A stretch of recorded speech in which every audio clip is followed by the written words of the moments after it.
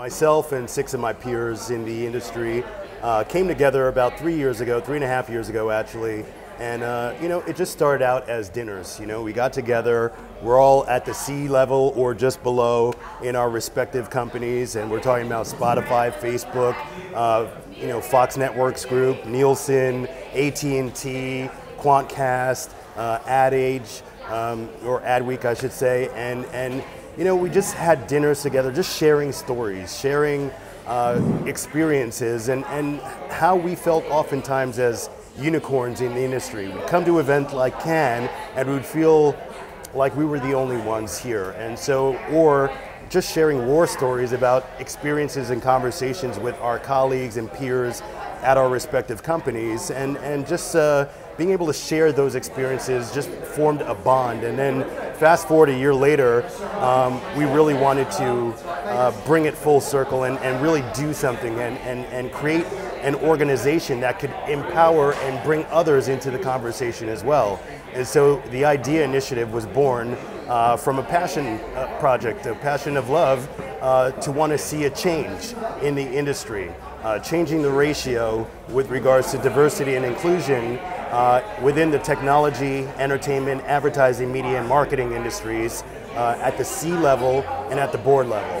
And so we came together, formed I.D.E.A initiative, and we really were like, okay, what do we want to do? Where do we want to activate? How do we get the message out about what our mission is?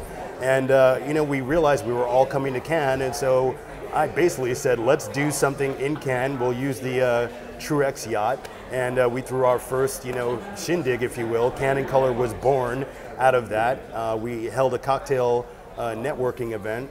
We didn't know who was going to come. We just reached out to our friends in the industry who we thought would be coming, and had no idea really who would come or who wouldn't.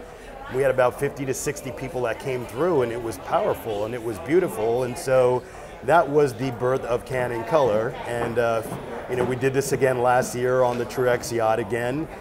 We did programming, had a panel with some great speakers, and we had 150 people last year. And this year, the third year of Cannes in Color, it grew to be at Spotify Beach this year, with P&G coming on board as a sponsor. I mean, that is really a very quick and fast evolution of what our mission is, and getting brands and agencies to understand that mission and to be on board with that vision as well. And Marc Pritchard was actually on the stage speaking about the very challenges that we face in the industry, and what P&G themselves have been doing, and what he has been doing with efforts such as The Talk, which was their big ad that they rolled out last year. So our event was yesterday, and it was fantastic, man. I mean, great turnout, great support, great visibility. Again, brands there, agencies there. And it's open. It's not just for people of color, obviously. You can't have a conversation amongst yourselves, otherwise, you can't make a change. And so it's open to everybody, obviously with Marc Pritchard being there on the stage as a big draw. And so, it was a fantastically attended event, and we're all very proud and happy about the efforts that we did.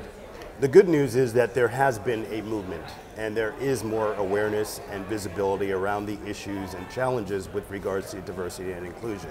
And you have people, again, like Marc Pritchard and like Michael Roth and others who are really pushing the envelope and really putting their money where their mouth is as far as making that change. But it has to be a full concerted effort across the board with the entire ecosystem of the advertising and entertainment and technology and media and marketing industries collectively. And so I think right now what we see happening is many companies have pipeline activations that they are focused on identifying younger kids who are coming out of college or just starting in the workforce, and giving them opportunities, and they should, and that should continue, and that's critically important, absolutely. But the problem is there's a disconnect when you don't have people of color at the C-suite or at the board level. Then there's a real delta that is happening between what you see and what you say. And from my perspective, if you can't see it, you can't be it. And so we need to make a concerted effort to increase the ratio and the numbers and the percentage of people of color at the C-suite and at the board level, people who can actually affect change, people who can actually, in our industry of advertising, make the decisions and hire the people that can actually create stories and content that actually speak to the very audiences who we're trying to sell to at the end of the day. The browning of America is happening. It's a fact. 40% or more of America is now mixed or other race. And so we can't continue to have stories that are narrated or told or created by people who are very homogenous looking.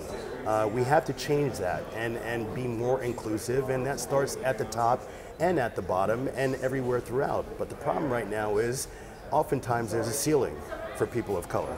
And you get in, and that's great, and you really hit a wall at the mid-level, and there's nowhere else to go from there. And so that's what we are very focused on, is creating a database where people of color can come in that are pre-qualified, and they have their references there, they have their JDs there, and for companies who have an open headcount, who are looking to fill C-suite or SVP or EVP or board level opportunities, and they say, we can't find these candidates. Well, yes, you can. They do exist, we do exist, and we want to be a resource to help facilitate that.